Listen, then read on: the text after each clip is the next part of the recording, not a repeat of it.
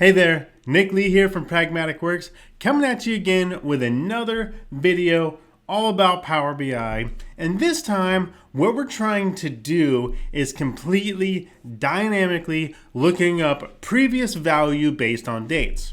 Now, where the tricky part about this is we do not have dates involved with the visual whatsoever. We just have a product listing and we're looking up values on that product based on previous dates. That's what we're going to be jumping into today. This is a tough one, guys. I had to rack my brain on this one to get it to work, and I found an awesome solution that you guys are going to love. So check it out. Let's jump right into it. Before we begin, want to learn more about Power BI? Visit prag.works/Nick40 and you'll get a 40% discount on an annual on-demand learning subscription, and you'll get access to over 100 courses. Now on to the video. So here we are in Power BI. I got a super simple visual on screen. This is AdventureWorks data, so it's all about bicycles. We have bicycles that are displayed in this table, and we have a sum of sales amount across it, which is just that, sum of sales amount of all time. Notice there's no date filters on here. I have nothing to do with date in the table. So where we would begin was, all right, how much did each product sell for at the latest time that they sold? And then what we want to accomplish is, what is the second latest price that it sold for? And then maybe even what is the third latest sale price that it sold for? And we want this to be completely dynamic. So whether we're looking at all time, 2024, 2023, specific months, whatever it is, we want this to dynamically work across any type of filter, date filter we put on here. So let's start knocking it out. The first thing we're going to do is create just a very simple latest sale price. So I'm going to go to the Fact Internet Sales table, and I'm going to create myself a new measure. This new measure, I'm just going to call, simply enough, latest sale price. And here we're going to start writing some kind of complex DAX, guys. So if you are a complete beginner on DAX, this might start to go a little over your head. Make sure you check out some beginner or intermediate or even advanced DAX technique videos we have on the Pragmatic Works YouTube channel, so you can be a little bit more familiar with what's going on here. But if you're running into this problem, this will fix it for you.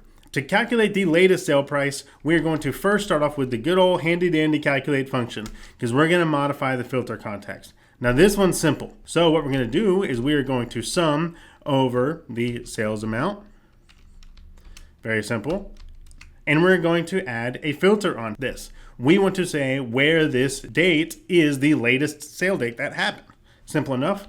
I could say where the Fact Internet Sales order date equals the max order date. Simple enough. Close out my calculate. Add it into my table. There we go. Now we can see what each individual product, what the price it sold for at the very latest time that it did sell. So I'm going to go ahead and clean this up a little bit. I'm going to remove the decimals so it looks a little better. Boom, fantastic. So next thing I want to do is calculate the previous sale price, the second to latest, maybe even the third to latest, the fourth to latest, the fifth to latest, whatever it needs to be here. So that way I can compare this across each other. What I'm going to do is go into DAX, create a measure. And this measure, what it's going to do is create essentially a virtual table. The reason why we're creating a virtual table is to keep it 100% completely dynamic based on any slicer we put on the screen. But really good best practice and rule of thumb, create a column in the real table, the static table that exists in the table view. That way, you know what you're writing is working as you intended. That way you can implement it as a virtual table aspect instead. So we're going to start off with that. We're just going to go into our table view here, and I am going to create a new column here in the Fact Internet Sales table.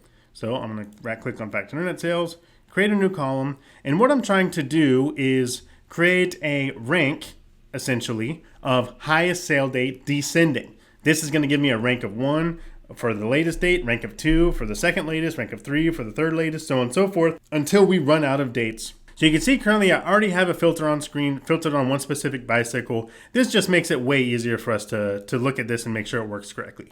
So I'm going to go ahead and jump in here and create a new column in my Fact Internet Sales table. Right click, new column. So what I want to do is call this test rank. And I'm going to use the rank function over here to try to replicate what I'm going to do virtually in my calculated measure coming up here shortly. So I'm going to do the RANKX function. So an X function is an iterative function. We want to do this across the entire table that exists here. So we're using RANKX. and I want to apply a filter to my table. So I want to filter the fact internet sales table. And the function I want to apply to that, the expression I want to apply to this fact internet sales table is, first and foremost, I want to basically group this by product key, because each product key is an individual product, aka an individual bicycle. And how I'm going to accomplish that is I'm going to say filter the fact internet sales table where the product key equals the earlier product key. That makes it so it's essentially a group by clause here. This is how I would write it when I'm using row context, because the row context checked, all right, well, the product key here is equal to the last filter context I checked, or the last row context I checked, it's equal to that. So that must mean it's the same product. That's essentially how this is working. I'm not going to go super in depth on these. All right, so that looks great. That's my filter expression. And now I've put my table in place for my RANKX and the filtered table I want. So now what I'm going to do is, what is my expression for RANKX? Well, I want to rank this by order date, and I want it to be descending. That's what matters here for me. I want it to be descending. Well, rank 1 is the latest date, rank 2 is the second latest date, so on and so forth. I'm going to hit enter, and we can see over here in the test rank column that does behave exactly as intended.